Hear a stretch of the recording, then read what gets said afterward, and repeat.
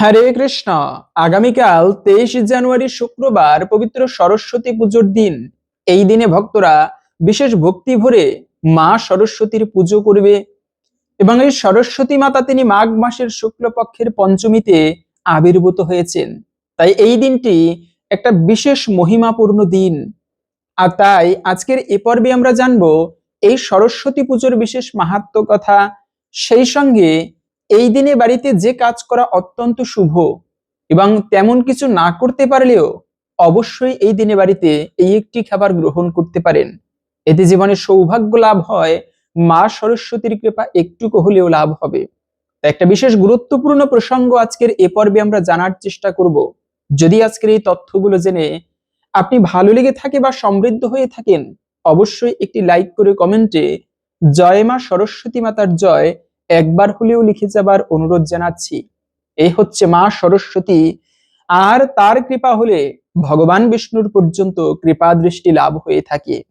কেননা ভগবান বিষ্ণুর 4জন স্ত্রী, লক্ষ্মী দেবী, গঙ্গা দেবী, তুলসী মহারানী এবং এই মাতা সরস্বতী। ঠিক যেমন লক্ষ্মী দেবী যতটা প্রিয়, ঠিক ততটাই কিন্তু মা সরস্বতী ভগবান বিষ্ণুর প্রিয়। আর এই সরস্বতী মাতা হচ্ছে জ্ঞানাধিষ্ঠাত্রী দেবী, একমাত্র এই দেবী যিনি সদাবা হওয়া সত্ত্বেও শ্বেত বস্ত্র পরিধান করে। কেননা জ্ঞানের রং সাদা বা জ্ঞানের প্রতীক সাদা, শান্তির প্রতীক সাদা। তাই এই পবিত্র সরস্বতী পুজোর দিনে আমাদের যে কার্যগুলো করা উচিত তার মধ্যে প্রথমত হচ্ছে এই সরস্বতী পুজোর দিনে শ্বেত বস্ত্র পরিধান করা উচিত। বৈদিক দেবী তার পুজো করতে গেলে একটুকু সনাতন সংস্কৃতি ধারণ করে ধুতি, শ্বেত বস্ত্র, ধুতি, পাঞ্জাবি পরে ভক্তি ভরে মায়ের পুজোয় অংশগ্রহণ করা উচিত প্রত্যেকের। এবং এই দিনে মায়ের সব থেকে প্রিয় রং সাদা, তাই মাকে যে পুষ্পাঞ্জলি দেওয়া উচিত তার মধ্যে চেষ্টা করা উচিত মায়ের প্রিয় ফুল হচ্ছে শ্বেত ফুল, সাদা জাতীয় পুষ্প। আপনারা মা সরস্বতীকে চরণে নিবেদন করতে পারেন, এতে মা অত্যন্ত প্রসন্ন হয়ে থাকে। আর এই সরস্বতী পুজোয় অনেকের প্রশ্ন থাকে এই দিনে কি উপবাস কি করতেই হবে? হ্যাঁ, সেক্ষেত্রে উপবাস করতেই হবে, যেটা বাধ্যতামূলক নয়। তবে এই দিনে নিরামিষ খাওয়া উচিত। আপনি অন্ততপক্ষে পুষ্পাঞ্জলি দেওয়ার আগে কেন উপবাস করা হয়? কেননা এই দিনে বাড়িতে অনেকে ভালো মন্দ তৈরি করে মাছ মাংস, আর মাছ মাংস খেয়ে সেই পুষ্পাঞ্জলি দেওয়ার আগে মাছ মাংস খাওয়া শুভ নয়। তো এই জন্য মূলত নিরামিষ খাবার গ্রহণ করা উচিত, সাত্বিক আহার।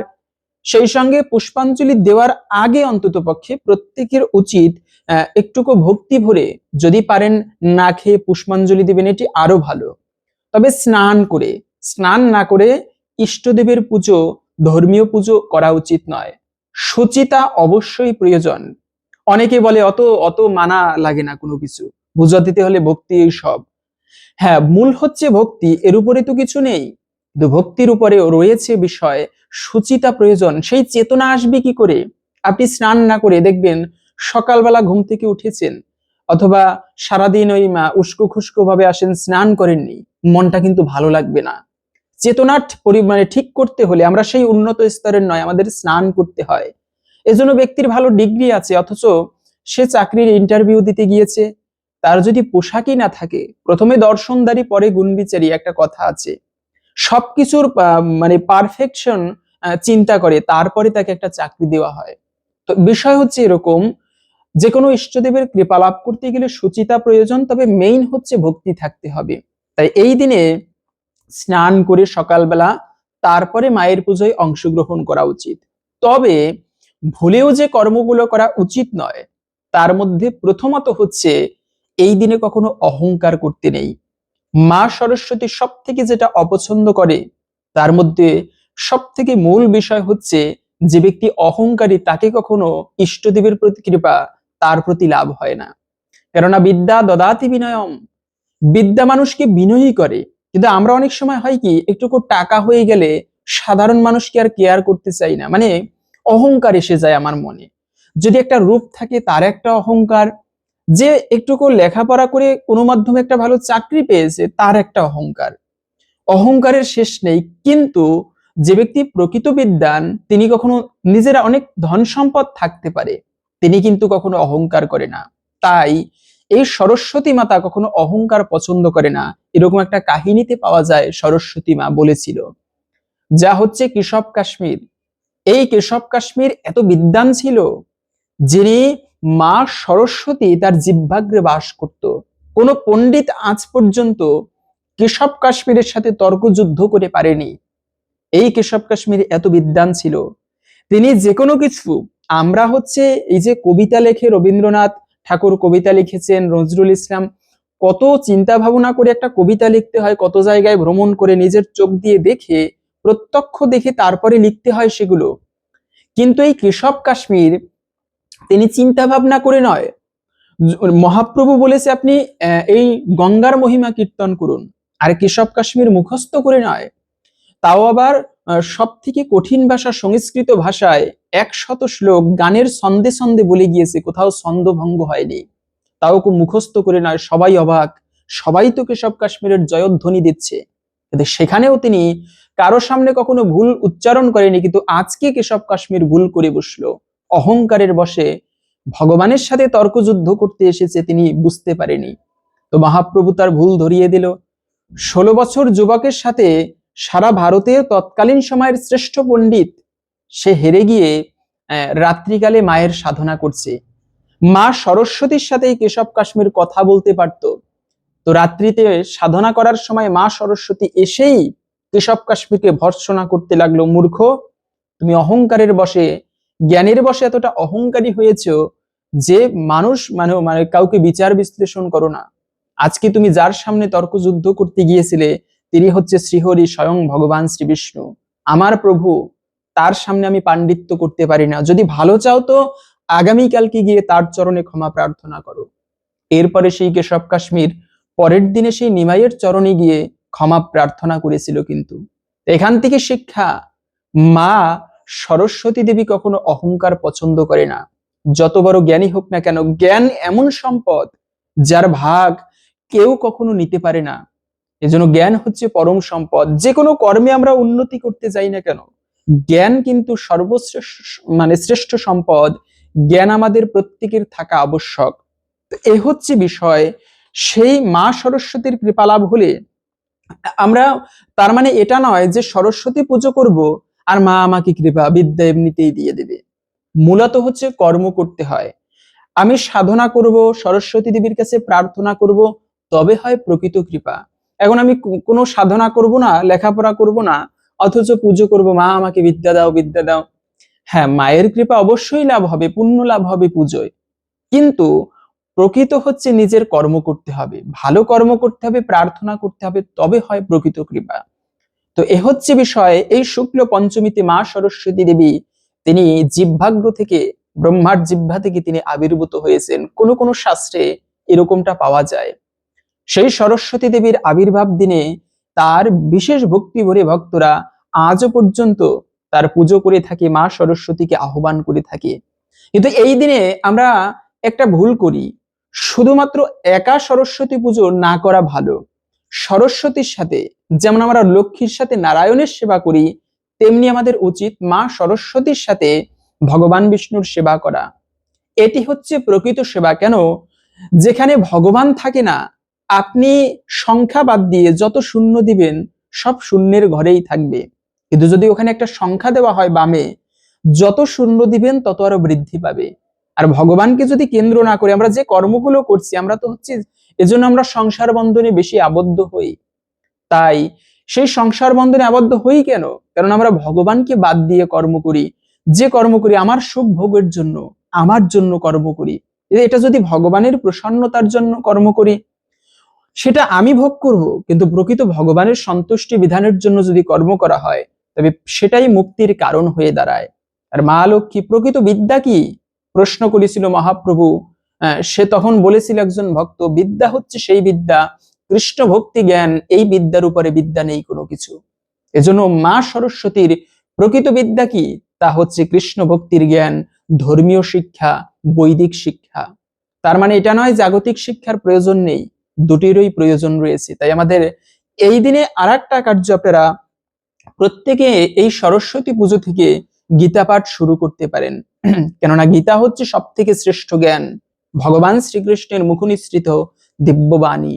আপনারা প্রত্যেকে যারা গীতা পাঠ নাও করেন তারা আপনারা প্রতিদিন সকালে, বেশি না, একটা করে শ্লোক অর্থসহ পাঠ করবেন। প্রতিদিন সকালে বই পড়ার আগে বা কর্ম শুরু করার আগে আপনি একটা শ্লোক একটুকু ভক্তি ভরে কি বলেছে ওই শ্লোকে ভগবান তা একটুকু অধ্যয়ন করে পাঠ করে দিনের কর্ম শুরু করতে পারেন। সিম্পল এই কর্মর মাধ্যমেও আপনি জীবনে অনেক বড় বড় সমস্যা বা পরিস্থিতি আসলেও সেখান থেকে বেরিয়ে আসতে পারবেন একেবারে নির্ভয়ে, শুধুমাত্র গীতা জ্ঞানের কারণে। এজন্য গীতার উপরে কোনো শাস্ত্র নেই। তাই এই সরস্বতী পুজোর দিনে আপনারা বেশি করে গীতা পাঠ করতে পারেন। পাশাপাশি হচ্ছে যে এই দিনে উপবাসের নিয়ম কি, যদি কেউ সম্পূর্ণ দিবস উপবাস করতে চান তবে পুষ্পাঞ্জলির আগে পর্যন্ত আপনারা উপবাস করবেন।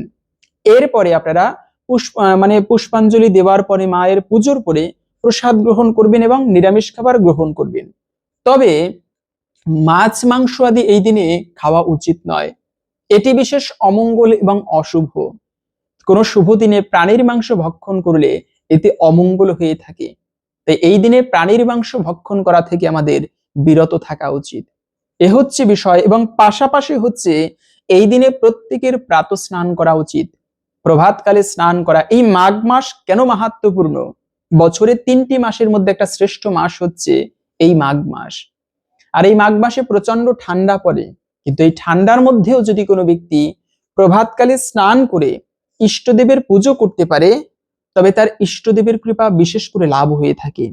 তাই আজকে সেই এই আগামীকালকে সেই 23 জানুয়ারি শুক্রবার সরস্বতী পুজোর দিন প্রত্যেকে প্রভাতকালে স্নান করে শুদ্ধ বস্ত্র পরিধান করে মায়ের পুজোয় অংশগ্রহণ করবেন।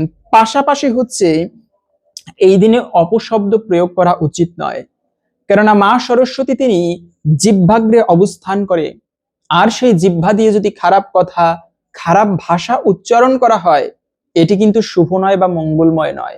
এজন্য মনি ঋষিরা দেখবেন বা যারা সাধু তারা অপ্রয়োজনীয় কোনো কথা, অপশব্দ প্রয়োগ করে না। অপ্রয়োজনীয় কথা বলতে নেই, কিন্তু উচ্চারণ করতে নেই, এটা অশুভ এবং অমঙ্গলের বলা হয়েছে। তাই এই দিনে আপনারা সবসময় মন্ত্র জপ করতে পারেন বা মিথ্যা কথা বলতে নেই, যতটা সম্ভব কথা কম বলে পারা যায় এই শুভ দিনে।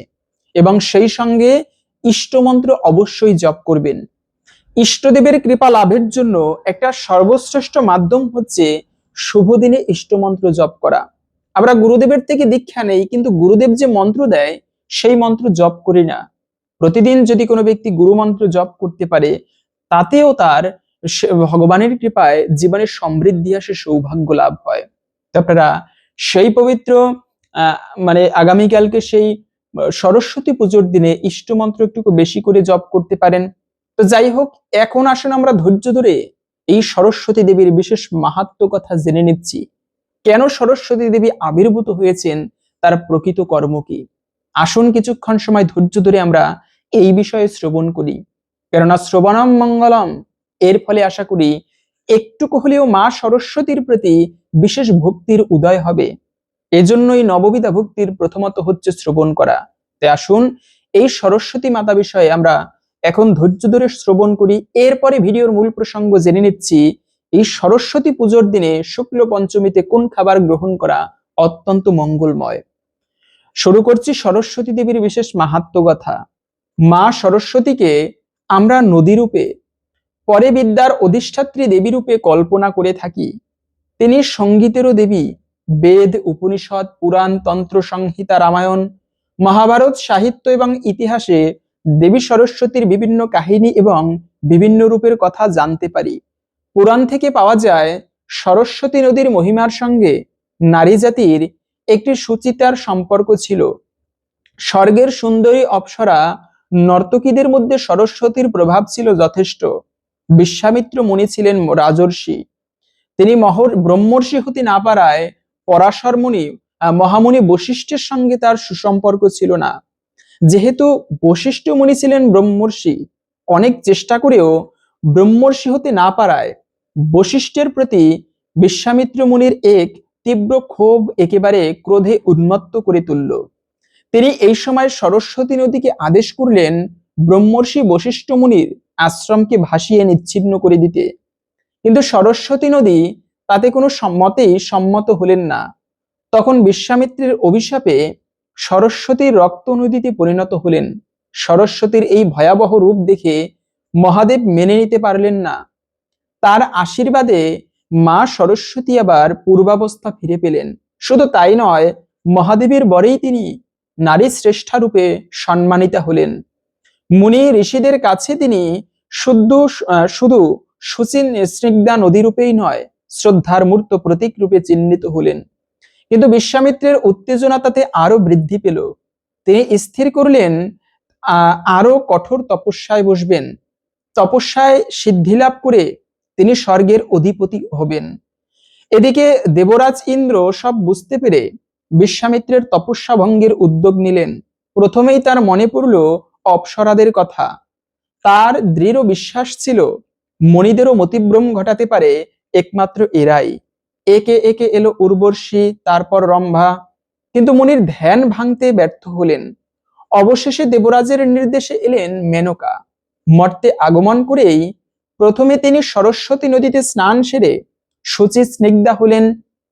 তারপর পঞ্চস্বরে জর্জরিত বিশ্বামিত্রের তপস্যা ভঙ্গ করে পুষ্কর তীর্থে তার সাক্ষাৎ লাভ করলেন। ব্রহ্মর্ষি হওয়া কিংবা স্বর্গের আধিপত্য কোনোটাই বিশ্বামিত্রের ভাগ্যে জোটেনি। তবে আমরা যে সরস্বতীর আরাধনা করি তিনি বিদ্যার দেবী। সরস্বতী মূলত বৈদিক দেবী। সরজ শব্দের অর্থ জল। অতএব সরস্বতী শব্দের আদি অর্থ হলো জলবতী অর্থাৎ নদী। তিনি বিদ্যাদেবী, জ্ঞানদায়িনী, বীণাপাণি, কুলপ্রিয়া, পলাশপ্রিয়া প্রভৃতি নামে পরিচিতা। তার এক হাতে বীণা, অন্য হাতে পুস্তক।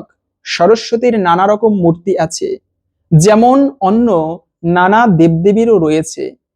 তবে সচরাচর তিনি চতুর্ভুজা এবং তার চার হাতে বই, মালা, বীণা এবং জলপাত্র কোথাও বা পাত্র থাকে না। বীণাটি দুহাতে ধরা থাকে। বেদ যেহেতু চারটি, ঋক, সাম, যজু এবং অথর্ব, তাই সরস্বতীর চারটি বেদকে চার হাতের বা চার হাতকে চার বেদের প্রতীক বলে তুলে ধরা হয়েছে। তবে শাস্ত্রমতে চতুর্ভুজের অন্য অর্থ আছে। বই হলো গদ্যের প্রতীক, মালা কবিতার, বীণা সঙ্গীতের, আর জলপাত্র পবিত্র চিন্তার প্রতীক। সরস্বতীর বাহন হংস। হাঁস জল মেশানো দুগ্ধ থেকে দুগ্ধটুকু আলাদা করে পান করতে পারে। অবিদ্যা থেকে বিদ্যাকে ছেঁকে নেওয়াই তো আসল শিক্ষা। তাই সরস্বতী হংস বাহিনী। কিন্তু কখনো আবার তিনি ময়ূরাসী না। তার অর্থ হচ্ছে ময়ূর অহংকারী, নিজের রূপে নিজেই আবিষ্ট। তাকে বাহন করে সরস্বতী শিক্ষা দেন বিদ্যা দদাতি বিনয়ম, বিদ্যা আমাদের প্রকৃত বিনয়ী করে তোলে। তো এ হচ্ছে মা সরস্বতীর বিশেষ কাহিনী বা মাহাত্ম্য কথা। আশা করি বুঝতে পেরেছেন সরস্বতী মাতা কেন এত গুরুত্বপূর্ণ। এই দিনে সেই সরস্বতী পুজো করার মাধ্যমে মা সরস্বতীর কৃপা দৃষ্টি লাভ হয়। শুধু তাই নয়, ভগবান বিষ্ণুর পর্যন্ত কৃপা দৃষ্টি লাভ করা সম্ভব। তাই তবে এই সরস্বতী পুজোর দিনে যে খাবারটি গ্রহণ করা অত্যন্ত শুভ, তা হচ্ছে একটা খাবার গ্রহণ করলেই কিন্তু মঙ্গল হয় না। এই দিনে প্রসাদ গ্রহণে প্রকৃত মঙ্গল। আপনারা এই দিনে যেমন এই শুভ দিনে মিষ্টি গ্রহণ করা শুভ, তারপরে এই শুভ দিনে ভালো মিষ্টি প্রস্তুত করে নিজের হাতে বা মানে নিয়ে বাজার থেকে ভালো মিষ্টি নিয়ে আসতে পারেন। তা না হলে সর্বোত্তম হচ্ছে পায়েস প্রস্তুত করে নিজেরা শুদ্ধভাবে তা প্রথমে ভগবানকে নিবেদন করবেন। এরপরে সেই ভগবানের প্রসাদ সরস্বতী দেবীকে নিবেদন করে তার মহাপ্রসাদ গ্রহণ করতে পারেন। কেননা প্রসাদে সর্বদুঃখানাম হানিরস্য পূজায়তে। ইষ্টদেবের কৃপা প্রসাদের মাধ্যমে বেশি লাভ করা যায়। আর প্রসাদ শব্দের অর্থই হচ্ছে কৃপা। তাই আপনারা এই দিনে সেই প্রসাদ গ্রহণ করতে পারেন, জীবনে বিশেষ কৃপা লাভ হবে। আশা করি একটুকু হলেও আজকের এই তথ্যগুলো আপনাকে সমৃদ্ধ করেছে। ভালো লেগে থাকলে একটি লাইক করে কমেন্টে জয় মা সরস্বতী দেবীর জয় একবার হলেও লিখে যাবার অনুরোধ জানাচ্ছি। মা সরস্বতীর কৃপায় আমাদের সকলের জীবনে সমৃদ্ধি আসুক, এই কামনা করে আজকের ভিডিওটি এখানে সমাপ্ত করছি। হরে কৃষ্ণ।